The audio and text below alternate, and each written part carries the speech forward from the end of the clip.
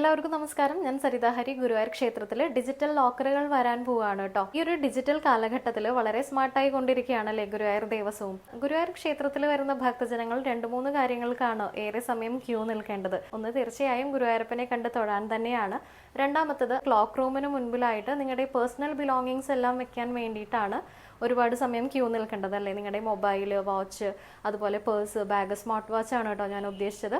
ഇതെല്ലാം നിങ്ങൾക്ക് സൂക്ഷിച്ചു വെക്കേണ്ട ആവശ്യം ഉണ്ടായിരുന്നു. ഇനി ഒരുപാട് ഡിജിറ്റൽ ലോക്കറുകൾ വന്നു കഴിഞ്ഞാൽ നിങ്ങൾക്ക് വളരെ ഹസിൽ ഫ്രീ ആയിട്ട് തന്നെ കാര്യങ്ങൾ ചെയ്യാം അല്ലേ. അതായത് ക്യാമറയുടെ മുൻപിൽ ചെല്ലുമ്പോൾ തന്നെ നിങ്ങളുടെ ഫേസ് സ്കാൻ ആവും. ഫേസ് സ്കാൻ ആയി കഴിഞ്ഞാൽ നിങ്ങൾക്ക് ഒരു QR കോഡ് മൊബൈലിലേക്ക് സെൻഡ് ആവുന്നതാണ്. നിശ്ചിത തുക അടച്ചു കഴിഞ്ഞാൽ നിങ്ങളുടെ പേഴ്സണൽ ബിലോങ്ങിങ്സ് എല്ലാം അപ്പോൾ അവൈലബിൾ ആയിട്ടുള്ള ഒരു ലോക്കർ ഓപ്പൺ ആവും. അതിൽ സൂക്ഷിക്കാവുന്നതാണ് കേട്ടോ.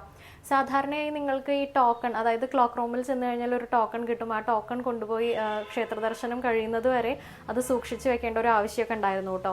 അപ്പോൾ ഇനി അതൊന്നും വേണ്ട. വളരെ സ്മാർട്ടായി തന്നെ നിങ്ങൾക്ക് കാര്യങ്ങൾ കൈകാര്യം ചെയ്യാം. അതായത് നിങ്ങൾ തൊഴുത് മടങ്ങി വന്നാൽ നിങ്ങളുടെ ഫേസ് ഉപയോഗിച്ച് ഫേസും ഒപ്പം തന്നെ നിങ്ങൾക്കൊരു പിന്ന് സെറ്റ് ചെയ്യാവുന്നതാണ്. നിങ്ങളുടെ മൊബൈൽ നമ്പറും കൊടുത്തു കഴിഞ്ഞാൽ ആ ലോക്കർ ഓപ്പൺ ആവുന്നതാണ്. അപ്പോൾ നിങ്ങളുടെ പേഴ്സണൽ ബിലോങ്ങിങ്സ് എല്ലാം വളരെ സുരക്ഷിതമായി തിരിച്ചെടുക്കാവുന്നതാണ് കേട്ടോ. ഒപ്പം തന്നെ ഫേസ് ആപ്പിൻ്റെ കാര്യം എന്തായെന്നും ഒരുപാട് ഭക്തജനങ്ങൾ അന്വേഷിച്ചിട്ടുണ്ടായിരുന്നു.